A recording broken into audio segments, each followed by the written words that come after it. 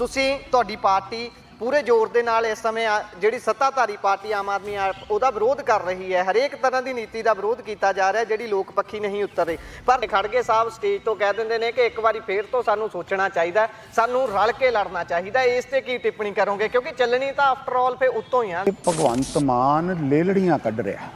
अच्छा जी, मैं तुहाडे चैनल ते कह रहा भी साडे नाल हुण किसी तरीके नाल कर लैण, क्योंकि इहनूं पता लग गया कि जमीन जिहड़ी आ ना वो पैरां चों खिसक चुकी है। 8 ਦੀਆਂ 9 हो सकदियां, 7 नहीं होणीਆਂ। तुहाडे चैनल ਦੇ ਉੱਤੇ ਆ ਕੇ ਕਹਿਣਾ और लोग ਤੁਹਾਨੂੰ सवाल करते हैं। लोग पंजाब की विधान सभा की कार्रवाई ਨੂੰ लाइव देखते हैं और वो सवाल करते हैं, ਤੁਹਾਨੂੰ ਟੈਲੀਫੋਨ ਕਰਦੇ कि आ गल तुसीं सही कही है, आ घट कही है, आ अगली बारी नोट करो। रोक दे औरतों को 1000 दे देना, मिलिया ही नहीं किते। और कहता जी शगन स्कीम 51000 कर देनी, मिली ही नहीं किसी को। 1500 की 2500 कहते जी पेंशन कर देनी, मिली ही नहीं किसी को। कहते जी आटा थैलियां बना के घर तक पहुँचा देना, मिले उत्ते फोटो भी लगी होगी। वो कहते सी असीं वो कर देना। आपदी विधान सभा च तुसीं दलितां दे लई कहंदे इन्हां नूं जुत्ती संघाओ, तो ये कोई मान मर्यादा है? जे असी अपने समाज के लिए कह रहे हैं, इन्होंने कहा सीगा, हुण तुहाडी गल तो मैं गल कर रहा, इन्होंने कहा सीगा कि असीं डिप्टी मुख मंत्री पंजाब का जिहड़ा वो बनावांगे, तो मैं रौला तो उत्ते यही पा रहा सी ना। ਇਹਦਾ मतलब मैनू जरूर जद के कांग्रेस का तो नहीं ना बनना। पंजाब की नौजवानी नूं बर्बाद करके ਜਿਹੜੀਆਂ ਅਸਾਮ ਵਰਗੀਆਂ ਜੇਲ੍ਹਾਂ ਦੇ ਅੰਦਰ NSA ਲਗਾ ਕੇ ਸਿੱਟਣਾ ਬਦਲਾ ਉਹਦਾ ਵੀ ਲੈਣਾ। ਤਾਂ ਇਸ ਕਰਕੇ ਭਗਵੰਤ ਮਾਨ ਜੀ ਹੁਣ ਤਕੜਾ ਹੋ, ਜੰਗ ਦੇ ਮੈਦਾਨ 'ਚ ਆ, ਜਿੱਥੋਂ ਮਰਜ਼ੀ ਲੜੇ, ਇਹਨੂੰ ਪਤਾ ਲੱਗ ਜਾਊਗਾ ਇਹਦੀ ਕੀ ਔਕਾਤ ਹੈ। ਤਰੀਕੇ ਦੇ ਨਾਲ ਤੁਹਾਡੇ ਤੇ ਟਿੱਪਣੀ ਕੀਤੀ, ਹੋ ਸਕਦਾ ਤੁਹਾਡੀ ਜਿਹੜੀ ਹਾਈ ਕਮਾਨ ਹੈ ਉਹ ਤੁਹਾਡੇ ਤੇ ਹੀ ਦਾ ਖੇਲੇ ਵੀ ਨਹੀਂ। ਜੇ ਤੇਰੇ ਨਾਲ ਉਹਨੇ ਪੰਗਾ ਲਿਆ ਕਿ ਤੈਨੂੰ ਮੂਹਰੇ ਕਰਦੇ ਆ, ਚੱਲ ਤੈਨੂੰ ਇੱਥੋਂ ਟਿਕਟ ਦਿੰਨੇ ਆ, ਤੂੰ ਐਤਕੀ ਫੇ ਇਹਨਾਂ ਨੂੰ ਪਟਕਣੀ ਦੇ, ਤੁਸੀਂ ਤਿਆਰ ਹੋ ਇਸ ਲਈ? ਨਹੀਂ ਦੇਖੋ ਮੈਂ ਤਾਂ ਪੰਜਾਬ ਦੀ ਵਿਧਾਨ ਸਭਾ ਦਾ MLA ਹਾਂ, ਮੈਨੂੰ ਕਾਹਦੇ ਲਈ ਪੰਗਾ ਲੈਣਾ ਚਾਹੀਦਾ? 3 ਸਾਲ ਦੀ ਮੇਰੀ ਟੈਨਿਓਰ ਆ। ਨਹੀਂ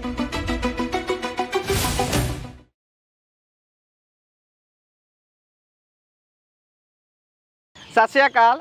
Punjabi radio USA, Punjabi TV USA ਵੇਖਣਾ ਤੁਸੀਂ ਸ਼ੁਰੂ ਕਰ ਚੁੱਕੇ ਹੋ। ਮੈਂ ਹਾਂ ਗੁਰਪ੍ਰੀਤ ਸਿੰਘ। ਇਸ ਸਮੇਂ ਪੰਜਾਬ ਅਤੇ ਭਾਰਤ ਦੇ ਵਿੱਚ ਚੋਣ ਅਖਾੜਾ ਪੱਕ ਚੁੱਕਿਆ ਹੈ। ਪੂਰੇ ਤਰੀਕੇ ਦੇ ਨਾਲ ਜਿਹੜੇ ਲੀਡਰ ਨੇ ਉਹਨਾਂ ਦੇ ਵੱਲੋਂ ਕੋਸ਼ਿਸ਼ਾਂ ਕੀਤੀਆਂ ਜਾ ਰਹੀਆਂ ਨੇ ਆਪਣੀ ਧਿਰ ਨੂੰ ਮਜ਼ਬੂਤ ਕਰਨ ਦੇ ਲਈ। ਆਪਣੇ ਹਲਕਿਆਂ ਦੇ ਵਿੱਚ, ਏਰੀਆ ਦੇ ਵਿੱਚ ਲੀਡਰ ਨਿਕਲ ਚੁੱਕੇ ਨੇ। ਇਸ ਸਮੇਂ ਪੂਰੀ ਜਦੋਜਹਿਦ ਕੀਤੀ ਜਾ ਰਹੀ ਹੈ। ਗੱਲਬਾਤ ਨੂੰ ਆਪਾਂ ਅੱਗੇ ਤੋਰਦੇ ਹਾਂ, ਬਹੁਤਾ ਸਮਾਂ ਨਾ ਲੈਂਦੇ ਹੋਏ। ਕਾਂਗਰਸ ਤੋਂ ਵਿਧਾਇਕ ਸੁਖਵਿੰਦਰ ਸਿੰਘ ਕੋਟਲੀ ਆਦਮਪੁਰ ਤੋਂ ਸਾਡੇ ਨਾਲ ਮੌਜੂਦ ਨੇ, ਗੱਲਬਾਤ ਉਹਨਾਂ ਨਾਲ ਕਰਾਂਗੇ। ਸਤਿ ਸ਼੍ਰੀ ਅਕਾਲ ਜੀ। ਸਭ ਤੋਂ ਪਹਿਲਾ ਸਵਾਲ ਇਹੀ ਹੈ ਕਿ ਕਿਸ ਤਰੀਕੇ ਦੀ ਤਿਆਰੀ ਤੁਹਾਡੇ ਵੱਲੋਂ ਲੋਕ ਸਭਾ ਇਲੈਕਸ਼ਨ ਨੂੰ ਲੈ ਕੇ ਕੀਤੀ ਜਾ ਰਹੀ ਹੈ? ਕਿਉਂਕਿ ਸਾਰੀਆਂ ਪਾਰਟੀਆਂ ਇਹ ਤਾਂ ਕਹਿੰਦੀਆਂ ਨੇ ਕਿ 13 ਦੀਆਂ 13 ਸਾਡੀਆਂ ਨੇ, ਜਾਂ ਫਿਰ ਕੋਈ ਕਹਿੰਦਾ ਅਬ ਕੀ ਬਾਤ 400 ਪਾਰ ਕਰਾਂਗੇ, ਕੋਈ ਕਿਸੇ ਤਰੀਕੇ ਦੇ ਦਾਅਵੇ ਕਰੀ ਜਾਂਦਾ ਹੈ। ਪਰ ਧਰਾਤਲ ਤੇ ਕਾਂਗਰਸ ਦੀ ਗੱਲ ਕਰੀਏ ਤਾਂ ਕਾਂਗਰਸ ਕਿੱਥੇ ਕਿ ਖੜੀ ਮੰਨਦੇ ਹੋ ਇਸ ਸਮੇਂ? ਇਕੱਲੀ ਪੰਜਾਬ ਦੀ ਗੱਲ ਕਰੀਏ ਜੀ। ਦੇਖੋ ਪੰਜਾਬ ਦੇ ਅੰਦਰ ਸਾਡੇ ਪ੍ਰਧਾਨ ਅਮਰਿੰਦਰ ਸਿੰਘ ਰਾਜਾ ਵੜਿੰਗ ਜੀ ਔਰ ਆਪੋਜੀਸ਼ਨ ਦੇ ਲੀਡਰ ਸਰਦਾਰ ਪ੍ਰਤਾਪ ਸਿੰਘ ਬਾਜਵਾ ਜੀ ਦੀ ਅਗਵਾਈ ਦੇ ਅੰਦਰ ਅਸੀਂ ਲਗਭਗ 1 ਸਾਲ ਤੋਂ ਜਿਹੜਾ ਤੁਹਾਡਾ ਮੁੱਢਲਾ ਕੰਮ ਹੁੰਦਾ ਕਿ ਸੰਗਠਨ ਨੂੰ ਮਜ਼ਬੂਤ ਕਰਨਾ। ਉਹਦੇ ਵਾਸਤੇ ਅਸੀਂ ਸਟੇਟ ਤੋਂ ਲੈ ਕੇ ਜ਼ਿਲ੍ਹਾ ਪੱਧਰ ਔਰ ਬਲਾਕ ਪੱਧਰ ਔਰ ਖਾਸ ਤੌਰ ਤੇ ਬੂਥ ਪੱਧਰ ਤੱਕ ਜਿਹੜਾ ਹੈ ਉਹ ਆਪਣੇ ਸੰਗਠਨ ਨੂੰ ਮਜ਼ਬੂਤ ਕਰ ਚੁੱਕੇ ਹਾਂ। ਉਹਨਾਂ ਦੀਆਂ ਲਿਸਟਾਂ, ਫੋਨ ਨੰਬਰਸ, ਉਹਨਾਂ ਨਾਲ ਲਗਾਤਾਰ ਮੀਟਿੰਗਾਂ ਜਿਹੜੀਆਂ ਜ਼ੋਨ ਬਣਾ ਕੇ ਚੱਲ ਰਹੀਆਂ ਔਰ ਇਲੈਕਸ਼ਨ ਦਾ ਐਲਾਨ ਹੋ ਚੁੱਕਾ ਹੈ। ਔਰ ਕਿੱਥੇ ਕਿੱਥੇ ਜਿਹੜੇ ਆ ਦਫ਼ਤਰ ਬਣਾਏ ਜਾਣੇ ਨੇ ਔਰ ਕਿੱਥੇ ਕਿੱਥੇ ਰੈਲੀਆਂ ਦੇ ਪ੍ਰਬੰਧ ਕਰਨੇ ਨੇ, ਇਹ ਸਾਰਾ ਬਿਲਕੁਲ ਚਾਰਟ ਜਿਹੜਾ ਉਹ ਬਣਾਇਆ ਗਿਆ। ਆਪਣਾ ਬਾਰ ਰੂਮ ਜਿਹੜਾ ਹੈ ਉਹ ਚੰਡੀਗੜ੍ਹ 'ਚ ਵੀ ਡਿਵੈਲਪ ਕੀਤਾ ਹੈ ਔਰ ਹਰੇਕ ਜ਼ਿਲ੍ਹੇ ਦੇ ਅੰਦਰ ਵੀ। ਔਰ ਇਸੇ ਤਰੀਕੇ ਦੇ ਨਾਲ ਜਿਹੜੀ ਨਵੀਂ ਹਦਾਇਤ ਹੋਈ ਹੈ ਕਿ ਹਲਕੇ ਦੇ ਅੰਦਰ ਵੀ ਬਾਰ ਰੂਮ ਜਿਹੜਾ ਪੂਰਾ ਤਿਆਰ ਕਰਕੇ ਸਾਰੀ ਉੱਥੋਂ ਜਿਹੜੀ ਮੁਹਿੰਮ ਜਿਹੜੀ ਆ ਉਹ ਸ਼ੁਰੂ ਕੀਤੀ ਜਾਵੇ। ਸੋ ਅਸੀਂ ਲੜਨ ਲਈ ਤਿਆਰ ਹਾਂ ਔਰ ਬਹੁਤ ਸੰਮਤੀ ਦੇ ਨਾਲ ਜਿਹੜਾ ਆ ਉਹ ਪੰਜਾਬ ਦੇ ਵਿੱਚ ਜਿੱਤਾਂਗੇ।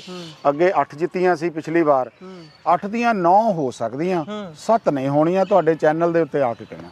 ਤੇ ਜਿਹੜੇ ਸੱਜਰੇ ਸ਼ਰੀਕ ਬਣ ਜਾਂਦੇ ਨੇ ਉਹਨਾਂ ਨੂੰ ਦੇਖ ਕੇ ਫਿਰ ਕਿੱਦਾਂ ਦਾ ਮਨ 'ਚ ਉਬਾਲ ਆਉਂਦਾ ਹੈ, ਜਾਂ ਕੀ ਮਹਿਸੂਸ ਕਰਦੇ ਹੋ ਜਦੋਂ ਆਪਣੀ ਪਾਰਟੀ ਦੇ ਜਿਹੜੇ ਨਾਲ ਬੈਠਦੇ ਭਰਾ ਹੋਣ, ਜਿਹੜਾ ਨਾ ਹੱਥ ਮਿਲਦਾ ਹੋਵੇ, ਜੱਫੀਆਂ ਪੈਂਦੀਆਂ ਹੋਣ, ਉਹ ਦੂਜੀ ਧਿਰ 'ਚ ਚੱਲ ਜਾਣ ਤੇ ਮੁੜ ਕੇ ਤੁਹਾਡੇ ਤੇ ਹੀ ਉਹ ਟਾਂਚਾਂ ਕਰਨ, ਟਿਚਰਾਂ ਕਰਨ ਕਿ ਫਲਾਨੀ ਪਾਰਟੀ ਤਾਂ ਐ ਆ, ਮੈਂ ਤਾਂ ਇੱਧਰਲੇ ਬੰਨੇ ਨੂੰ ਆ ਗਿਆ? ਉਹਨਾਂ ਦੇ ਬਾਰੇ ਕੀ ਕਹੋਗੇ? ਗੱਲ ਤੁਸੀਂ ਸਮਝ ਗਏ ਹੋਗੇ। ਦੇਖੋ ਮੈਂ ਤੁਹਾਡੇ ਮਾਧਿਅਮ 'ਚ ਕਹਿਣਾ ਚਾਹੁੰਦਾ ਕਿ ਪੰਜਾਬ ਦੀ ਨਹੀਂ, ਦੇਸ਼ ਦੀ ਇਹ ਬੜੀ ਤਰਾਸਦੀ ਹੈ। ਜੋ ਪੰਜਾਬ ਨੂੰ ਬਹੁਤ ਵੱਡੀ ਲੋੜ ਹੈ ਕਿ ਚੰਗੇ ਨੇਤਾਵਾਂ ਦੀ ਸੂਝਵਾਨ ਤੇ ਓਨੈਸਟ ਉਮੀਦਵਾਰਾਂ ਦੀ ਕਹਿ ਲਈਏ ਜਾਂ ਲੀਡਰਾਂ ਦੀ ਕਹਿ ਲਈਏ, ਇਹ ਰਾਜਨੀਤੀ ਦੇ ਅੰਦਰ ਬਹੁਤ ਇੱਕ ਗ੍ਰੈਵਿਟੀ ਮਿਆਰ ਜਿਹੜਾ ਉਹ ਆ ਰਿਹਾ ਹੈ। ਜੇ ਮੈਂ ਜਲੰਧਰ 'ਚ ਗੱਲ ਕਰਾਂ, ਤੁਸੀਂ ਦੇਖੋ ਸਾਡਾ ਸਾਥੀ ਚਲੇ ਗਿਆ ਆਮ ਆਦਮੀ ਪਾਰਟੀ 'ਚ, ਚਲੋ ਚਲੇ ਗਿਆ, ਉਹਨੂੰ ਆਮ ਆਦਮੀ ਪਾਰਟੀ ਦੇ ਲੀਡਰਾਂ ਵਰਕਰਾਂ ਨੇ ਜੋ ਵੀ ਸੀ ਉਹ MP ਬਣ ਗਏ, ਔਰ ਦੂਸਰੀ ਵਾਰ MP ਦਾ ਟਿਕਟ ਮਿਲਿਆ ਔਰ ਟਿਕਟ ਛੱਡ ਕੇ ਚਲੇ ਗਏ। ਹੁਣ ਦੱਸੋ ਕਿਹੜਾ ਤੁਹਾਡੇ ਉੱਤੇ ਕੋਈ ਇਤਬਾਰ ਕਰੇਗਾ? ਮੇਰੇ ਖਿਆਲ ਮੈਂ ਚਲੋ ਆਪਣੀ ਵੀ ਗੱਲ ਕਰ ਲੈਣਾ, ਚੱਬੇਵਾਲ ਸਾਹਿਬ ਸਾਡੇ ਸੀਗੇ ਵਿਧਾਇਕ ਨੇ, ਡਿਪਟੀ ਆਪੋਜੀਸ਼ਨ ਲੀਡਰ ਨੇ, 3 ਸਾਲ ਦੀ ਟਰਨਓਵਰ ਪਈ ਹੈ, ਮੇਰੀ ਵੀ 3 ਸਾਲ ਦੀ ਟਰਨਓਵਰ ਪਈ ਹੈ, ਤੇ ਕਿਹੜੀ ਐਡੀ ਕਾਹਲੀ ਪੈ ਗਈ? ਤੁਸੀਂ ਪੰਜਾਬ ਦੇ 18 ਵਿਧਾਇਕ ਕਾਂਗਰਸ ਦੇ ਚੁਣ ਕੇ ਆਏ ਔਰ ਪੂਰੀ ਨੇਰੀ ਸੀ ਆਮ ਆਦਮੀ ਪਾਰਟੀ ਦੀ, ਤੁਸੀਂ ਫਿਰ ਵੀ ਉਹਦੇ 'ਚ ਵੀ ਜਿੱਤ ਜਿੱਤਣਾ ਕੇ ਵੱਡੀ ਗੱਲ ਸੀ, ਉਹਦੇ 'ਚ ਜਿੱਤ ਕੇ ਅਸੀਂ ਆਏ, ਤਾਂ ਫਿਰ ਹੁਣ ਐਡੀ ਕਿਹੜੀ ਕਾਹਲੀ ਜਿਹੜੀ ਹੈਗੀ ਹੈ? ਇਸ ਕਰਕੇ ਮੈਂ ਪਹਿਲਾਂ ਹੀ ਤੁਹਾਨੂੰ ਇਹ ਗੱਲ ਕਹੀ ਹੈ ਕਿ ਅਜਿਹਾ ਨਹੀਂ ਹੋਣਾ ਚਾਹੀਦਾ। ਔਰ ਕਮ ਸੇ ਕਮ ਹਾਂ ਤੁਹਾਡੀ ਕੋਈ ਅਜਿਹੀ ਨਾਰਾਜ਼ਗੀ ਹੋ ਜਾਏ, ਪਾਰਟੀ ਦੇ ਅੰਦਰ ਕੋਈ ਇਸ ਤਰੀਕੇ ਦੇ ਡਿਫਰੈਂਸਸ ਕ੍ਰੀਏਟ ਹੋ ਜਾਣ, ਜਾਂ ਮੰਨ ਲਓ ਕਿ ਤੁਸੀਂ ਸੋਚਦੇ ਆ ਕਿ ਸਾਡਾ ਭਵਿੱਖ ਹੁਣ ਇੱਥੇ ਨਹੀਂ ਹੈ, ਰਾਜਨੀਤਿਕ ਤੌਰ ਦੇ ਉੱਤੇ ਮੈਂ ਗੱਲ ਕਰ ਰਿਹਾ, ਫਿਰ ਤੁਸੀਂ ਕਿਤੇ ਕੋਈ ਆਪਣਾ ਡਿਸੀਜਨ ਲੈ ਲਓ, ਤਾਂ ਮੇਰੇ ਖਿਆਲ ਦੇ ਅੰਦਰ ਲੋਕ ਕਹਿਣਗੇ ਚੰਗਾ ਯਾਰ ਇਹਨੇ ਚੰਗੀ ਗੱਲ ਕੀਤੀ। ਇੱਕ ਟੈਕਨੀਕਲ ਚੀਜ਼ ਦੇ ਉੱਪਰ ਤੁਹਾਡਾ ਮੈਂ ਵਿਊ ਪੁਆਇੰਟ ਜਾਣਨਾ ਚਾਹੁੰਦਾ। ਟੈਕਨੀਕਲ ਪੁਆਇੰਟ ਇਹ ਹੈ ਕਿ ਇਲੈਕਟੋਰਲ ਰਿਫਾਰਮਸ ਦੀ ਗੱਲ ਹੁੰਦੀ ਹੈ ਕਿ ਜੇਕਰ ਕੋਈ ਬੰਦਾ ਅਹੁਦੇ ਤੇ ਬੈਠਿਆ ਹੋਇਆ, ਜਿਹਨੂੰ ਲੋਕਾਂ ਨੇ ਆਪਣਾ ਵਿਸ਼ਵਾਸ ਮਤ ਦਿੱਤਾ ਹੈ, ਉਹਨੂੰ ਚੁਣ ਕੇ ਜਦੋਂ ਲੋਕ ਕਿਸੇ ਅਹੁਦੇ ਤੇ ਬਿਠਾਉਂਦੇ ਨੇ, ਜਦੋਂ ਉਸ ਅਹੁਦੇ ਤੇ ਰਹਿੰਦਿਆਂ ਹੋਇਆਂ ਬੰਦਾ ਉਹਨੂੰ ਲੱਤ ਮਾਰ ਕੇ ਪਾਸੇ ਹੋ ਜਾਏ, ਦੂਜੀ ਧਿਰ 'ਚ ਚਲੇ ਜਾਵੇ, ਉਸ ਨੂੰ ਲੈ ਕੇ ਇਲੈਕਟੋਰਲ ਰਿਫਾਰਮ ਜਿਹੜਾ ਇਹ ਮੰਨਿਆ ਜਾ ਰਿਹਾ ਕਿ 2 ਸਾਲ ਦੀ ਉਸ ਬੰਦੇ ਤੇ ਸਸਪੈਂਡ ਲਾ ਦਿਓ, ਉਹ ਕਿਸੇ ਵੀ ਤਰੀਕੇ ਚੋਣ ਨਾ ਲੜ ਸਕੇ। ਤੁਸੀਂ ਇਸ ਨੂੰ ਕਿਵੇਂ ਵੇਖਦੇ ਹੋ? ਕਿਉਂਕਿ ਇਹੋ ਜਿਹੀਆਂ ਜਦੋਂ ਛਾਲਾਂ ਵੱਜਦੀਆਂ ਬਿਲਕੁਲ ਚੋਣਾਂ ਦੇ ਲਾਗੇ ਜਾ ਕੇ। ਦੇਖੋ ਮੈਂ ਤਾਂ ਕਹਿਣਾ ਚਾਹੁੰਦਾ ਕਿ ਚੋਣ ਮੈਨੀਫੈਸਟੋ ਜਿਹੜਾ ਤੁਹਾਡਾ ਚੋਣ ਮੈਨੀਫੈਸਟੋ ਉਹ ਇੱਕ ਲੀਗਲ ਡਾਕੂਮੈਂਟ ਬਣਨਾ ਚਾਹੀਦਾ ਹੈ। ਹਾਂਜੀ, ਤਾਂ ਕਿ ਜਿਹੜੇ ਵਾਅਦੇ ਸਰਕਾਰਾਂ ਜਾਂ ਆਉਣ ਵਾਲੇ ਲੋਕ ਜਿਹੜੇ ਕਰਦੇ ਨੇ, ਜੇ ਉਹ ਆਪਣੀ ਟਨਿਓਰ ਦੇ ਅੰਦਰ ਜਿਹੜੇ ਉਹ ਪੂਰੇ ਨਹੀਂ ਕਰਦੇ, ਤਾਂ ਮੇਰੇ ਖਿਆਲ ਦੇ ਅੰਦਰ ਜਿਹੜੀ ਗੱਲ ਤੁਸੀਂ ਕਹਿ ਰਹੇ ਆ ਇਹ ਕੀਤੀ ਜਾਣੀ ਚਾਹੀਦੀ ਹੈ। 2 ਸਾਲ ਲਈ ਨਹੀਂ, 2 ਸਾਲ ਕਾਹਦਾ? ਫਿਰ ਤਾਂ ਇਲੈਕਸ਼ਨ ਕਮਿਸ਼ਨ ਉਹਨਾਂ ਨੂੰ ਕਹੇ ਕਿ ਚੰਗਾ ਭਰਾਵਾ ਤੁਸੀਂ ਘਰੇ ਬੈਠੋ, ਜਾਂ ਲੀਗਲ ਕਾਰਵਾਈ ਹੋਣੀ ਕੁਝ ਵੀ। ਮੈਂ ਤਾਂ ਲੀਗਲ ਡਾਕੂਮੈਂਟ ਦਾ ਮਤਲਬ ਹੀ ਇਹ ਹੁੰਦਾ ਹੈ ਕਿ ਉਹਦੇ ਲਈ ਕਮ ਸੇ ਕਮ ਯਾਰ ਉਹਨੂੰ ਪੁੱਛਿਆ ਤਾਂ ਜਾਵੇ ਵੀ ਤੂੰ ਲੋਕਾਂ ਨੂੰ ਵਿਸ਼ਵਾਸ ਦਿੱਤਾ ਸੀ, ਵਿਸ਼ਵਾਸ ਦਿੱਤਾ ਸੀ ਤਾਂ ਹੀ ਤੈਨੂੰ ਬਣਾਇਆ। ਮੈਂ ਨਿੱਜੀ ਤੌਰ ਦੇ ਉੱਤੇ ਇਸ ਚੀਜ਼ ਦੇ ਲਈ ਹੱਕ 'ਚ ਹਾਂ ਕਿ ਤੁਹਾਨੂੰ ਕਮ ਸੇ ਕਮ ਜਿਹੜੇ ਆ ਲੋਕਾਂ ਦੇ ਨਾਲ ਵਾਅਦੇ, ਤਾਂ ਕਿ ਲੋਕ ਵੀ ਜਿਹੜੇ ਆ ਇਹ ਗੱਲ ਦੇ ਲਈ ਮੰਨ ਸਕਣ ਕਿ ਦੇਖੋ ਵੀ ਜੇ ਇਹਨਾਂ ਨੇ ਇਹ ਗੱਲ ਨਾ ਕੀਤੀ ਤਾਂ ਇਹਨਾਂ ਨੂੰ ਫਿਰ ਕੱਲ ਨੂੰ ਚੁਣੌਤੀਆਂ ਦਾ ਜਿਹੜਾ ਉਹ ਸਾਹਮਣਾ ਕਰਨਾ ਪੈ ਸਕਦਾ। ਸੋ ਮੈਂ ਤੁਹਾਡੀ ਗੱਲ ਨਾਲ ਸਹਿਮਤ ਹਾਂ। ਸੋ ਦਲਿਤ ਵਰਗ ਦੀ ਗੱਲ ਕਰਦੇ ਹਾਂ, ਕਿਉਂਕਿ ਜਿਸ ਜਗ੍ਹਾ ਤੇ ਆਪਾਂ ਖੜੇ ਹਾਂ 33% ਦੀ ਵੋਟ ਇੱਥੇ ਦਲਿਤ ਵਰਗ ਦੀ ਹੈ, ਤੇ ਉਹਦੀ ਗੱਲ ਨਾ ਕੀਤੀ ਤਾਂ ਉਹਨਾਂ ਨਾਲ ਜ਼ਿਆਦਤੀ ਹੋਊਗੀ। ਤੁਸੀਂ ਦਲਿਤ ਵਰਗ ਤੋਂ ਆਉਂਦੇ ਹੋ, ਨੁਮਾਇੰਦਗੀ ਕਰਦੇ ਹੋ, ਵਿਧਾਨ ਸਭਾ 'ਚ ਜੋ ਹੋਇਆ ਸਭ ਨੇ ਵੇਖਿਆ। ਉਸ ਤੋਂ ਬਾਅਦ ਇਸ ਸਮੇਂ ਜਲੰਧਰ ਦਾ ਜਿਹੜਾ ਦਲਿਤ ਵਰਗ ਹੈ ਉਸ ਨੂੰ ਪ੍ਰਭਾਵਿਤ ਕਰਨ ਦੇ ਲਈ, ਉਸ ਨੂੰ ਆਪਣੇ ਵੱਲ ਖਿੱਚਣ ਲਈ ਸਭ ਦੀ ਜੱਦੋ-ਜਹਿਦ ਲੱਗੀ ਹੋਈ ਹੈ। ਹਰੇਕ ਪਾਰਟੀ ਚਾਹੁੰਦੀ ਹੈ ਕਿ ਦਲਿਤਾਂ ਦਾ ਇਹੋ ਜਿਹਾ ਚਿਹਰਾ ਅੱਗੇ ਰੱਖਿਆ ਜਾਵੇ ਜਿਹੜਾ ਇੱਕ ਪਾਸੜ ਹੀ ਕਰਦੇ ਕੰਮ, ਸਾਰੇ ਜਿੱਤ ਦਰਜ ਕਰ ਦੇਵੇ। ਬੀਤੇ ਦਿਨੀ ਤੁਸੀਂ ਵੀ ਕੇਕ ਦੇ ਨਾਲ ਉੱਥੇ ਪਹੁੰਚੇ ਸੀ, ਬੇਸ਼ੱਕ ਕੇਕ ਕੋਈ ਵੀ ਲੈ ਕੇ ਗਿਆ, ਆਪਾਂ ਉਹ ਚਰਚਾ ਨਹੀਂ ਉਹਦੇ ਤੇ ਕਰਦੇ ਕਿਉਂਕਿ ਉਹ ਵਿਸ਼ਾ ਨਹੀਂ ਹੈ, ਆਪਾਂ ਰਾਜਨੀਤੀ ਤੇ ਗੱਲ ਕਰ ਰਹੇ ਹਾਂ। ਸੋ ਕੀ ਲੱਗਦਾ ਇਸ ਸਮੇਂ ਜਲੰਧਰ ਦੇ ਦਲਿਤਾਂ ਨੂੰ ਕਿਹੋ ਜੀ ਮਤਲਬ ਕਿ ਤੁਸੀਂ ਕਿਹੋ ਜੀ ਸਲਾਹ ਦੇਣੀ ਚਾਹੋਗੇ ਕਿ ਕੀ ਸੋਚ ਕੇ ਉਹ ਵੋਟ ਪਾਉਣ? ਕਿਉਂਕਿ ਇਸ ਸਮੇਂ ਜੇ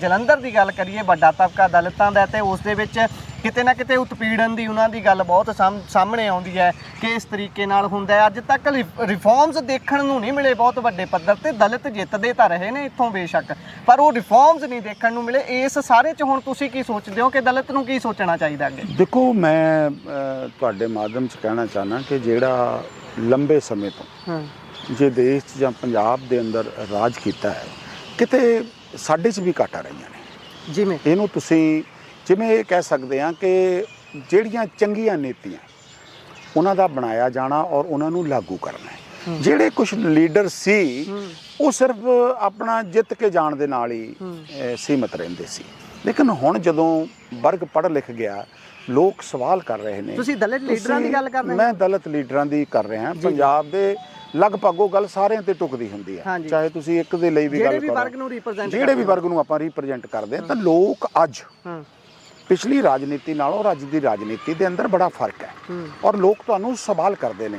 ਲੋਕ ਪੰਜਾਬ ਦੀ ਵਿਧਾਨ ਸਭਾ ਦੀ ਕਾਰਵਾਈ ਨੂੰ ਲਾਈਵ ਦੇਖਦੇ ਨੇ ਔਰ ਉਹ ਸਵਾਲ ਕਰਦੇ ਆ, ਤੁਹਾਨੂੰ ਟੈਲੀਫੋਨ ਕਰਦੇ ਆ ਕਿ ਆਹ ਗੱਲ ਤੁਸੀਂ ਸਹੀ ਕਹੀ ਹੈ, ਆ ਘਟ ਕੇ ਹੀ ਹੈ, ਆ ਅਗਲੀ ਵਾਰੀ ਨੋਟ ਕਰੋ, ਰੋਕਦੇ ਵੀ ਨੇ, ਮਤਲਬ ਐਸੀ ਗੱਲ ਨਹੀਂ ਹੈ।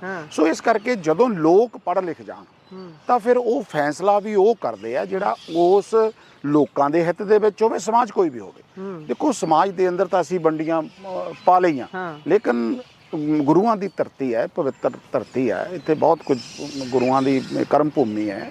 ਸੋ ਮੈਂ ਸਮਝਦਾ ਕਿ ਜਿਹੜਾ ਪੰਜਾਬ ਦਾ ਦਲਿਤ ਹੈ ਉਹ ਕਾਫੀ ਤੌਰ ਦੇ ਉੱਤੇ ਪੰਜਾਬ ਦੇ ਅੰਦਰ ਪਛੜਿਆ ਰਿਹਾ, ਚਾਹੇ ਅਸੀਂ ਨੌਕਰੀਆਂ ਦੇ ਅੰਦਰ ਅੱਗੇ ਵੀ ਚਲੇ ਗਏ, ਲੇਕਿਨ ਜਿਹੜੇ ਸਾਨੂੰ ਪੇ ਬੈਕ ਟੂ ਸੋਸਾਇਟੀ ਜਿਹੜਾ ਜੀ ਜੀ ਇਹ ਬਹੁਤ ਅਤੀ ਜ਼ਰੂਰੀ ਹੈ। ਜੇ ਮੈਂ ਪੰਜਾਬ ਦੀ ਵਿਧਾਨ ਸਭਾ 'ਚ ਜਿੱਤ ਕੇ ਗਿਆ ਤਾਂ ਤੁਸੀਂ ਮੇਰੀ ਕਾਰਵਾਈ ਵੀ ਦੇਖ ਸਕਦੇ ਹੋ, ਮੇਰੀ 100% ਹਾਜ਼ਰੀ ਹੈ ਪੰਜਾਬ ਦੀ ਵਿਧਾਨ ਸਭਾ ਦੇ ਅੰਦਰ, ਔਰ ਮੇਰੀਆਂ ਸਪੀਚਸ ਸਾਰੇ ਤੁਸੀਂ ਵੀ ਜ਼ਰੂਰ ਸੁਣੀਆਂ ਹੋਣਗੀਆਂ। ਸੋ ਅਸੀਂ ਉੱਥੇ ਜਾ ਕੇ ਲੋਕ ਮੁੱਦੇ ਉਠਾਉਂਦੇ ਹਾਂ ਤਾਂ ਕਿ ਇਹ ਸਮਾਜ ਪੜ੍ਹ ਲਿਖ ਕੇ, ਹਾਂ ਠੀਕ ਹੈ ਕਿ ਅਸੀਂ ਪਿਛਲੀ ਵਾਰ ਹਾਰ ਗਏ ਔਰ ਆਮ ਆਦਮੀ ਪਾਰਟੀ ਨੇ ਇਸ ਤਰੀਕੇ ਦੇ ਝੂਠੇ ਲਾਰੇ ਜਿਹੜੇ ਸੀ ਉਹ ਲਾਏ, ਔਰ ਮਤਲਬ ਔਰਤਾਂ ਨੂੰ 1000 ਦੇ ਦੇਣਾ, ਮਿਲਿਆ ਹੀ ਨਹੀਂ ਕਿਤੇ, ਔਰ ਕਹਤਾ ਜੀ ਸ਼ਗਨ ਸਕੀਮ 51000 ਕਰ ਦੇਣੀ, ਮਿਲੀ ਹੀ ਨਹੀਂ ਕਿਸੇ ਨੂੰ, 1500 ਦੀ 2500 ਕਹਿੰਦੇ ਜੀ ਪੈਨਸ਼ਨ ਕਰ ਦੇਣੀ, ਮਿਲੀ ਹੀ ਨਹੀਂ ਕਿਸੇ ਨੂੰ, ਕਹਿੰਦੇ ਜੀ ਆਟਾ ਥੈਲੀਆਂ ਬਣਾ ਕੇ ਘਰ ਤੱਕ ਪਹੁੰਚਾ ਦੇਣਾ, ਮਿਲੇ ਉੱਤੇ ਫੋਟੋ ਵੀ ਲੱਗੀ ਹੋਊਗੀ, ਉਹ ਕਹਿੰਦੇ ਸੀ ਅਸੀਂ ਉਹ ਕਰ ਦੇਣਾ। ਹੁਣ ਸਾਡਾ ਐਸਸੀ ਕਮਿਸ਼ਨ ਪੰਜਾਬ ਦਾ ਦੇਖੋ, ਕੋਈ ਕਮਿਸ਼ਨ ਨਹੀਂ ਭਗਵੰਤ ਮਾਨ ਜੀ ਨੇ ਤੋੜਿਆ, ਔਰ ਉਹ ਜਿਹੜਾ ਐਸਸੀ ਕਮਿਸ਼ਨ ਨੂੰ ਤੋੜ ਕੇ ਔਰ ਉਹਦੇ 10 ਦੇ 5 ਬਣਾਤੇ ਮੈਂਬਰ, ਉਹਨਾਂ ਦਾ ਕਾਰਜਕਾਲ 6 ਸਾਲਾਂ ਦੀ ਬਜਾਏ 3 ਕਰ ਦਿੱਤਾ। ਤਾਂ ਇਹਦਾ ਮਤਲਬ ਹੈ ਵੀ ਸਾਡੇ ਨਾਲ ਤਾਂ ਤੁਸੀਂ ਧੋਖਾ ਕਰ, ਤੇ ਕੁਰਸੀ ਦੇ ਉੱਤੇ ਜਿਹੜੇ ਜਨਰਲ ਕੈਟਾਗਰੀ ਦੇ ਨੇ ਤੁਸੀਂ ਉਹਨਾਂ ਕੈਟਾਗਰੀ ਦਾ ਬੰਦਾ ਦਰਦ ਕਿਵੇਂ ਸਮਝੂ ਦਲਿਤ? ਨਹੀਂ ਦਰਦ ਚਲੋ ਮੈਂ ਇਹ ਨਹੀਂ ਕਹਿੰਦਾ, ਦਰਦ ਤਾਂ ਜੇ ਇਨਸਾਨੀਅਤ ਹੈ, ਉਹ ਜਿਹੜੀ ਵੀ ਕੁਰਸੀ ਤੇ ਬੈਠਾ ਹੈ ਉਹਨੂੰ ਦਰਦ ਸਮਝਣਾ ਚਾਹੀਦਾ, ਚਾਹੇ ਉਹ ਜੱਜ ਦੀ ਕੁਰਸੀ ਹੈ, ਚਾਹੇ ਉਹ ਪੰਜਾਬ ਦੇ ਚੀਫ ਮਿਨਿਸਟਰ ਦੀ ਕੁਰਸੀ ਹੈ, ਦਰਦ ਸਮਝੇ। ਲੇਕਿਨ ਸਾਡਾ ਰਾਈਟ ਹੈ, ਜੇ ਰਾਈਟ ਹੈ ਸਾਡਾ ਤਾਂ ਫਿਰ ਭਾਈ ਸਾਨੂੰ ਕਾਹਨੂੰ ਤੋੜਿਆ, ਫਿਰ ਬਾਕੀ ਵੀ ਤੋੜ ਦਿੰਦੇ, ਫਿਰ ਸਾਰਾ ਹੀ ਭੰਗ ਕਰ ਦਿਓ, ਸਭ ਕੁਝ ਹੀ ਤੁਸੀਂ ਆਪਣੇ ਹੱਥ 'ਚ ਲੈ ਲਓ, ਤੁਸੀਂ ਸਾਡੇ ਨਾਲ ਕਿਉਂ ਡਿਸਕ੍ਰਿਮੀਨੇਸ਼ਨ ਕੀਤਾ? ਸੋ ਇਸ ਕਰਕੇ ਪੰਜਾਬ ਦੀ ਵਿਧਾਨ ਸਭਾ 'ਚ ਤੁਸੀਂ ਦਲਿਤਾਂ ਦੇ ਲਈ ਕਹਿੰਦੇ ਇਹਨਾਂ ਨੂੰ ਜੁੱਤੀ ਸੰਘਾਓ, ਤੇ ਇਹ ਕੋਈ ਮਾਣ ਮਰਿਆਦਾ ਹੈ? ਜੇ ਅਸੀਂ ਆਪਣੇ ਸਮਾਜ ਦੇ ਲਈ ਕਹਿ ਰਹੇ ਹਾਂ, ਇਹਨਾਂ ਨੇ ਕਿਹਾ ਸੀਗਾ, ਹੁਣ ਤੁਹਾਡੀ ਗੱਲ ਤੋਂ ਮੈਂ ਗੱਲ ਕਰ ਰਿਹਾ, ਇਹਨਾਂ ਨੇ ਕਿਹਾ ਸੀਗਾ ਕਿ ਅਸੀਂ ਡਿਪਟੀ ਮੁੱਖ ਮੰਤਰੀ ਪੰਜਾਬ ਦਾ ਜਿਹੜਾ ਉਹ ਬਣਾਵਾਂਗੇ, ਤਾਂ ਮੈਂ ਰੌਲਾ ਤਾਂ ਉੱਥੇ ਇਹੀ ਪਾ ਰਿਹਾ ਸੀ ਨਾ, ਇਹਦਾ ਮਤਲਬ ਮੈਨੂੰ ਜ਼ਰੂਰ, ਜਦ ਕਿ ਕਾਂਗਰਸ ਦਾ ਤਾਂ ਨਹੀਂ ਨਾ ਬਣਨਾ ਤਾਂ ਆਮ ਆਦਮੀ ਪਾਰਟੀ ਦਾ ਹੀ ਸੀ ਮੇਰਾ, ਇਹਦਾ ਮਤਲਬ ਮੇਰੇ ਸਮਾਜ 'ਚ ਮੇਰਾ ਦਰਦ ਤਾਂ ਕਿਤੇ ਯਾਰ ਹੋ ਰਿਹਾ ਸੀ ਨਾ ਕਿ ਭਾਈ ਤੁਸੀਂ ਬਣਾ ਦਿਓ, ਜਿਹਨੂੰ ਮਰਜ਼ੀ ਬਣਾ ਦਿਓ। ਤਾਂ ਫਿਰ ਜੇ ਉਹ ਨਹੀਂ ਬਣਾਉਂਦੇ ਤਾਂ ਲੋਕ ਹੁਣ ਜਾਗਰਤ ਹੋ ਚੁੱਕੇ ਆ, ਉਹ ਆਪਣੇ ਹੱਕਾਂ ਪ੍ਰਤੀ ਜਾਗਰਤ ਹੋ ਚੁੱਕੇ ਆ, ਉਹਨਾਂ ਨੇ ਬੈਲੈਂਸ ਕਰਕੇ ਦੇਖ ਲਿਆ, ਹੋਰਨਾਂ ਨੂੰ ਅਜਮਾ ਕੇ ਦੇਖ ਲਿਆ। ਕਹਿਣ ਤੋਂ ਭਾਵ ਇਹ ਹੈ ਕਿ ਉਹਨਾਂ ਨੇ ਇਹ ਦੇਖਿਆ ਕਿ ਜਿਹੜੇ ਚੰਗੇ ਵਿਅਕਤੀ ਜਿਹੜੇ ਆ, ਚੰਗੇ ਬੰਦੇ ਜਿਹੜੇ ਆ ਉਹ ਲਿਆਉਣੇ ਚਾਹੀਦੇ ਆ, ਤੇ ਕਾਂਗਰਸ ਨੂੰ ਮੁੜ ਲਿਆਉਣਾ ਚਾਹੀਦਾ। ਕਾਂਗਰਸ ਇਸ ਵਾਰ ਕਾਫੀ ਤੇਜ਼ੀ ਦੇ ਨਾਲ ਜਿਹੜਾ ਉਹ ਲੱਗੀ ਹੋਈ ਹੈ। ਜੀ ਆਖਰੀ ਸਵਾਲ ਆ ਮੇਰਾ, ਤੁਹਾਡੀ ਪਾਰਟੀ ਪੂਰੇ ਜ਼ੋਰ ਦੇ ਨਾਲ ਇਸ ਸਮੇਂ ਜਿਹੜੀ ਸੱਤਾਧਾਰੀ ਪਾਰਟੀ ਆਮ ਆਦਮੀ ਉਹਦਾ ਵਿਰੋਧ ਕਰ ਰਹੀ ਹੈ, ਹਰੇਕ ਤਰ੍ਹਾਂ ਦੀ ਨੀਤੀ ਦਾ ਵਿਰੋਧ ਕੀਤਾ ਜਾ ਰਿਹਾ ਜਿਹੜੀ ਲੋਕ ਪੱਖੀ ਨਹੀਂ ਉਤਰ ਰਹੀ, ਪਰ ਜਦੋਂ ਗੱਲ ਕਰਦੇ ਹਾਂ ਕੇਂਦਰ ਦੀ, ਰਾਮਲੀਲਾ ਗਰਾਊਂਡ ਦੇ ਵਿੱਚ ਜਦੋਂ ਇੰਡੀਆ ਗੱਠਜੋੜ ਦੀ ਉਹ ਹੁੰਦੀ ਵੱਡੀ ਰੈਲੀ ਹੁੰਦੀ ਹੈ, ਉੱਥੇ ਤੁਹਾਡੇ ਹੀ ਪਾਰਟੀ ਦੇ ਜਿਹੜੇ ਮੋਹਰਲੀ ਕਤਾਰ ਦੇ ਲੀਡਰ ਨੇ ਖੜਗੇ ਸਾਹਿਬ ਸਟੇਜ ਤੋਂ ਕਹਿ ਦਿੰਦੇ ਨੇ ਕਿ ਇੱਕ ਵਾਰੀ ਫੇਰ ਤੋਂ ਸਾਨੂੰ ਸੋਚਣਾ ਚਾਹੀਦਾ, ਸਾਨੂੰ ਰਲ ਕੇ ਲੜਨਾ ਚਾਹੀਦਾ। ਇਸ ਤੇ ਕੀ ਟਿੱਪਣੀ ਕਰੋਗੇ, ਕਿਉਂਕਿ ਚੱਲਣੀ ਤਾਂ ਆਫਟਰ ਆਲ ਫੇਰ ਉੱਤੋਂ ਹੀ ਆ। ਜੋ ਨਹੀਂ ਦੇਖੋ, ਅਸੀਂ ਤਾਂ ਜੋ ਪੰਜਾਬ ਦੇ ਅੰਦਰ ਆਮ ਆਦਮੀ ਪਾਰਟੀ ਨਾ ਲੜਨ ਦਾ, ਉਹਨਾਂ ਦੇ ਨਾਲ ਇਕੱਠਿਆਂ ਨਾ ਲੜਨ ਦਾ ਅਸੀਂ ਤਾਂ ਪਹਿਲਾਂ ਹੀ ਫੈਸਲਾ ਜਿਹੜਾ ਸੀ ਉਹ ਆਪਣਾ ਉਹਨਾਂ ਨੂੰ ਦੱਸ ਚੁੱਕੇ ਹਾਂ। ਉਹ ਤਾਂ ਲੀਕ ਖਿੱਚੀ ਹੋਈ ਹੈ। ਇਹ ਭਗਵੰਤ ਮਾਨ ਲੇਲੜੀਆਂ ਕੱਢ ਰਿਹਾ। ਅੱਛਾ ਜੀ, ਮੈਂ ਤੁਹਾਡੇ ਚੈਨਲ ਤੇ ਕਹਿ ਰਿਹਾ ਵੀ ਸਾਡੇ ਨਾਲ ਹੁਣ ਇਹ ਕਿਸੇ ਤਰੀਕੇ ਨਾਲ ਕਰ ਲੈਣ, ਕਿਉਂਕਿ ਇਹਨੂੰ ਪਤਾ ਲੱਗ ਗਿਆ ਕਿ ਜ਼ਮੀਨ ਜਿਹੜੀ ਆ ਨਾ ਉਹ ਪੈਰਾਂ 'ਚੋਂ ਖਿਸਕ ਚੁੱਕੀ ਆ। ਅਸੀਂ ਤਾਂ ਹੁਣ ਵੀ ਉਹਨਾਂ ਨੇ ਪੁੱਛਿਆ ਵੀ ਰਿਵਿਊ ਕੋਈ ਹੋ ਸਕਦਾ, ਨੋ ਕੋਈ ਰਿਵਿਊ ਨਹੀਂ, 13 ਦੀਆਂ 13 ਹੀ ਲੜਾਂਗੇ। ਉਹ ਤਾਂ ਖੁਦ ਕਹਿ ਰਹੇ ਸੀ ਇਹਨਾਂ ਨਾਲ ਨਹੀਂ ਕਰਨਾ, ਫਿਰ ਤਾਂ ਗੱਲ ਹੀ ਖਤਮ ਹੋ ਗਈ ਨਾ। ਜਾਂ ਤਾਂ ਦੋਨੇ ਧਿਰਾਂ ਕਿਤੇ ਰਾਜੀ ਹੋਣ, ਠੀਕ ਹੈ ਕਿ ਨਹੀਂ, ਨਾ ਉਹ ਰਾਜੀ ਨਾ ਅਸੀਂ ਰਾਜੀ, ਤਾਂ ਲੜਾਈ ਤਾਂ ਹੁਣ ਜੰਗ ਦੇ ਮੈਦਾਨ 'ਚ ਭਗਵੰਤ ਮਾਨ ਨਾਲ ਲੜਾਂਗੇ, ਠੀਕ ਹੈ ਨਾ, ਤਕੜਾ ਹੋਵੇ। ਭਗਵੰਤ ਮਾਨ ਨੂੰ ਹੁਣ ਤਕੜਾ ਹੋਣਾ ਚਾਹੀਦਾ। ਜਿਹੜਾ ਪੰਜਾਬ ਦੀ ਵਿਧਾਨ ਸਭਾ 'ਚ ਦਲਿਤਾਂ ਦੀ ਬੇਇੱਜ਼ਤੀ ਕਰਦਾ ਉਹਦਾ ਵੀ ਬਦਲਾ ਲੈਣਾ, ਜਿਹੜੇ ਲੋਕਾਂ ਦੇ ਨਾਲ ਝੂਠੇ ਵਾਅਦੇ ਕੀਤੇ, ਲੋਕਾਂ ਨੂੰ ਗੁੰਮਰਾਹ ਕੀਤਾ, ਉਹਦਾ ਵੀ ਬਦਲਾ ਲੈਣਾ, ਜਿਹੜਾ ਪੰਜਾਬ ਦੀ ਨੌਜਵਾਨੀ ਨੂੰ ਬਰਬਾਦ ਕਰਕੇ ਜਿਹੜੀਆਂ ਅਸਾਮ ਵਰਗੀਆਂ ਜੇਲ੍ਹਾਂ ਦੇ ਅੰਦਰ NSA ਲਗਾ ਕੇ ਸਿੱਟਣਾ, ਬਦਲਾ ਉਹਦਾ ਵੀ ਲੈਣਾ। ਤਾਂ ਇਸ ਕਰਕੇ ਭਗਵੰਤ ਮਾਨ ਜੀ ਹੁਣ ਤਕੜਾ ਹੋ, ਜੰਗ ਦੇ ਮੈਦਾਨ 'ਚ ਆ। ਜੇ ਤੂੰ ਕਹਿੰਦਾ ਨਾ 13 ਜਿੱਤਣੀਆਂ ਤਾਂ ਤੂੰ ਮੰਤਰੀ ਲਿਆ ਰਿਹਾ, ਕੋਈ ਹੋਰ ਲਿਆ, ਹੁਣ ਤੂੰ ਖੜਾ ਹੋ। ਪੰਜਾਬ ਦੀ ਵਿਧਾਨ ਸਭਾ 'ਚ ਸਾਨੂੰ ਕਿਹਾ ਨਾ ਵੀ ਕਾਂਗਰਸ ਪੰਜਾਬ 'ਚ ਹੈ ਨਹੀਂ, ਵੀ ਕਾਂਗਰਸ ਪੰਜਾਬ 'ਚ ਹੈ ਨਹੀਂ, ਜੀ ਜੀ ਤਾਂ ਫਿਰ ਅਸੀਂ ਉੱਥੇ ਚੈਲੰਜ ਕੀਤਾ। ਹਾਂ ਜੀ ਇਹ ਕਹਿੰਦਾ ਨਾ ਅਸੀਂ ਸਰਦਾਰ ਪ੍ਰਤਾਪ ਸਿੰਘ ਬਾਜਵਾ ਨੇ ਕਿਹਾ ਆਪ ਇਹ ਖੜ, ਹਾਂ ਦੱਸ ਕਿੱਥੋਂ ਖੜਦਾ ਤੂੰ ਵੀ ਤੇਰੇ ਖਿਲਾਫ ਮੈਂ ਲੜਾਂਗਾ, ਉਹਨਾਂ ਨੇ ਕਿਹਾ ਨਾ। ਜੀ ਜੀ ਤਾਂ ਫਿਰ ਭਗਵੰਤ ਮਾਨ ਹੁਣ ਲੜੇ, ਪੰਜਾਬ ਦੀਆਂ 13 ਨੇ ਨਾ, ਲੈ ਜਿੱਥੋਂ ਮਰਜ਼ੀ ਲੜੇ, ਇਹਨੂੰ ਪਤਾ ਲੱਗ ਜਾਊਗਾ ਇਹਦੀ ਕੀ ਔਕਾਤ ਹੈ। ਮੈਂ ਹੋਰ ਕੋਈ ਸਖਤ ਸ਼ਬਦ ਜਿਹੜੇ ਆ ਉਹ ਮੈਂ ਨਹੀਂ ਯੂਜ਼ ਕਰਨਾ ਚਾਹੁੰਦਾ, ਮੇਰੇ ਪ੍ਰਤੀ ਉਹਨੇ ਬਹੁਤ ਮੰਦਭਾਗੇ ਸ਼ਬਦ ਜਿਹੜੇ ਆ ਉਹ ਬੋਲੇ ਆ, ਔਰ ਕਿਸੇ ਨੇ ਚੰਗਾ ਵੀ ਨਹੀਂ ਸਮਝਿਆ। ਜੀ ਜੀ ਸੋ ਉਹਦਾ ਬਦਲਾ ਮੈਂ ਪੰਜਾਬ ਦੇ ਹਰ ਕੋਨੇ 'ਚ ਜਾਵਾਂਗਾ। ਗੁਰੂ ਕਿਰਪਾ ਕਰੇ ਮੇਰੀ ਚੰਗੀ ਡਿਊਟੀ ਲੱਗ ਰਹੀ ਆ, ਲੱਗ ਜਾਏ ਤਾਂ ਇੱਕ ਵਾਰੀ ਸਵਾਦ ਲਿਆ ਦਾਂਗਾ ਪੰਜਾਬ ਦੇ ਅੰਦਰ ਕਿ ਭਗਵੰਤ ਮਾਨ ਨਾ ਹੁਣ ਕੁੱਲੀਆਂ ਦੀ ਲੜਾਈ ਜਿਹੜੀ ਨਾ ਇੱਕ ਸ਼ੀਸ਼ ਮਹਿਲਾ ਨਾਲ ਹੋਣ ਲੱਗੀ ਆ। ਕੁੱਲੀਆਂ ਢਾਰਿਆਂ 'ਚੋਂ ਉੱਠਿਆ ਇਨਸਾਨ ਨਾ ਉਹ ਹੁਣ ਜਿਹੜੇ ਹੁਕਮਰਾਨ ਲੋਕ ਆ ਉਹਨਾਂ ਦੇ ਨਾਲ ਲੜਾਈ ਲੜਨ ਲੱਗਾ ਆ। ਮਿਲ ਰੋਣ ਲੱਗੀ ਤੇ ਕੁੱਲੀ ਹੱਸਦੀ ਏ, ਤੂੰ ਇੱਕ ਰੋਂਦੀ ਲੱਖਾਂ ਰੋਣੀਆਂ ਨੇ, ਪੈਣੇ ਭੰਗੜੇ ਖੁਸ਼ੀ ਦੇ ਵਿੱਚ ਯਾਰੋ। ਇਹ ਹੁਣ ਦਲਤਾਂ ਨੇ ਗੱਦੀਆਂ ਖੋਣੀਆਂ ਨੇ, ਓਏ ਛਾਤੀ ਧੜਕਦੀ ਭਗਵੰਤ ਮਾਨ ਜੀ ਦੀ। ਇਹ ਹੁਣ ਦਲਤਾਂ ਨੇ ਗੱਦੀਆਂ ਖੋਣੀਆਂ ਨੇ, ਓਏ ਭਗਵੰਤ ਮਾਨਾ ਤੂੰ ਇੱਥੇ ਹੋਣਾ ਤੇ ਅਸੀਂ ਉੱਥੇ ਹੋਣਾ। ਇੱਕ ਦਿਨ ਅਦਲਾ ਬਦਲੀਆਂ ਹੋਣੀਆਂ ਨੇ, ਹੁਣ ਅਦਲਾ ਬਦਲੀਆਂ ਹੋਣੀਆਂ ਨੇ। ਭਗਵੰਤ ਮਾਨ ਜੀ ਤਕੜਾ ਹੋ ਕੇ ਲੜ, 10 ਗੁਰਦਾਸਪੁਰੋਂ ਲੜਨਾ, 10 ਕਿੱਥੋਂ ਤਾਂ ਲੜਨਾ, ਸੰਗਰੂਰ ਲੜਨਾ, ਬਠਿੰਡਾ ਲੜਨਾ, ਫਿਰੋਜ਼ਪੁਰ ਲੜਨਾ।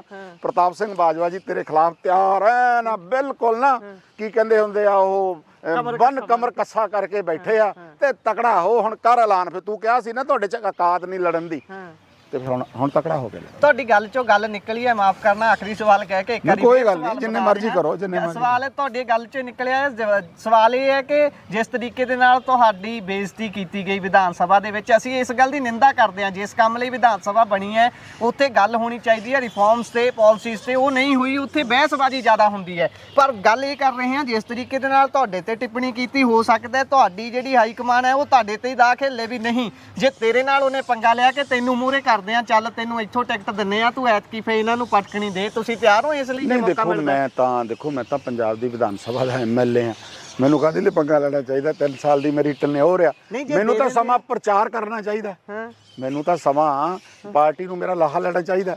ਤੇ ਮੈਂ ਉਹ ਜੋ ਪਾਰਟੀ ਮੇਰੀ ਡਿਊਟੀ ਲਾਏਗੀ ਉਹ ਲੜਾਂਗੇ। ਤੁਸੀਂ ਇੱਛਕ ਨਹੀਂ ਹੋ? ਨਹੀਂ, ਮੇਰੀ ਕੋਈ ਨਿੱਜੀ ਇੱਛਾ ਨਹੀਂ ਹੈ। ਇੱਛਾ ਜ਼ਰੂਰ ਮਨ ਦੇ ਵਿੱਚ ਕਿਤੇ ਵਿਅਕਤੀ, ਹਰੇਕ ਵਿਅਕਤੀ ਜ਼ਿੰਦਗੀ ਦੇ ਕਿਸੇ ਅੱਛੇ ਮੁਕਾਮ ਲਈ ਅੱਗੇ ਵਧਣ ਦੀ ਯਤਨ ਕਰਦਾ, ਕੋਸ਼ਿਸ਼ ਕਰਦਾ ਹੈ। ਹਾਲੇ ਕਾਫੀ ਸਮਾਂ ਹੈ, ਪਾਰਟੀ ਦੀ ਸੇਵਾ ਕਰਨੀ ਚਾਹੀਦੀ। ਜਾਵਾਂਗੇ ਇੱਕ ਦਿਨ, ਤੁਸੀਂ ਦੇਖਿਓ, ਤੁਹਾਡੇ ਸਾਹਮਣੇ ਹੋਣਾ। ਪ੍ਰਮਾਤਮਾ ਨੇ ਬੜੀ ਕਿਰਪਾ ਕਰਨੀ ਹੈ।